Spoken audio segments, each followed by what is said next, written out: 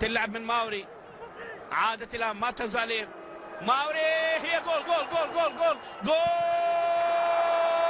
عاد بالمره الثانيه روكي ويسجل الهدف الاول بالدقيقه 23. روكي من جديد، توماس روكي يسجل الهدف الاول بالدقيقه 23 بعد ان ارتدت من القائمه كره قويه من روكي، يعود بعد هجمه معاقبه لتلك الهجمه ويسجل الهدف الاول بالدقيقه 22 من عمر اللقاء. توماس روكي سجل في لقاء الذهاب ويسجل اليوم في لقاء الاياب.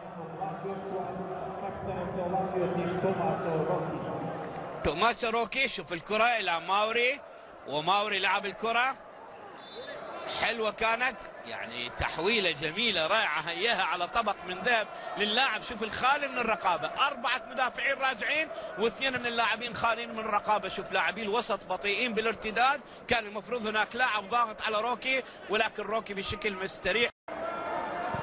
عاليه ملعوبه وجول،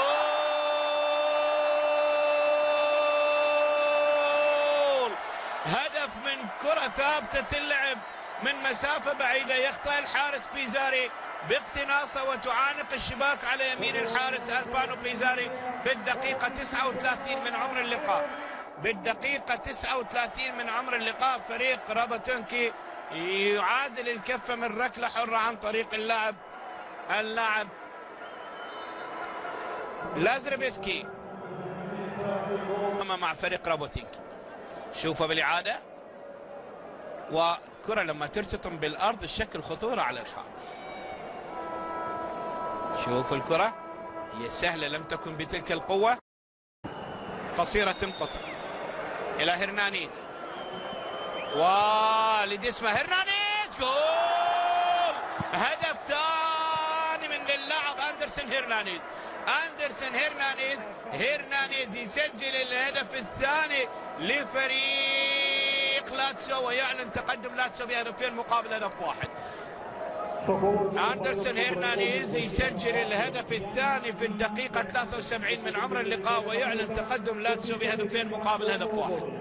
هذا المدرب اللي أمامنا إدواردو اللي درب 23 نادي، أهم الأندية اللي دربها نابولي، كالياري، كاتانيا، جنوا، فيشنزا، تورينو، بريشيا، ليتشي، بولونيا، فيرونا وكوسينزل. أيضا درب هايدوغ سبليت الكرواتي، آخر من دربه هو الفريق الكرواتي هايدوغ سبليت مثل ما ذكرت، هو من مواليد روفسكي. مقطوعة من جديد إلى لوليتش يلعب كرة خطرة، روكي، هي جول، وفعلا جول وهدف ثالث لفريق لاتسيو عن طريق اللاعب توماس روكي يسجل الهدف الشخصي الثاني في لقاء اليوم والهدف الثالث لفريق لاتسيو بالدقيقة 77 من عمر اللقاء. توماس روكي يسجل الهدف الشخصي الثاني والثالث للاتسيو بالدقيقة 77 من عمر اللقاء. جماهير لاتسيو القليلة في ملعب المباراة تؤازر فريقه، و3 أهداف للاتسيو مقابل هدف واحد لرابوتين. شوف روكي ويسيطر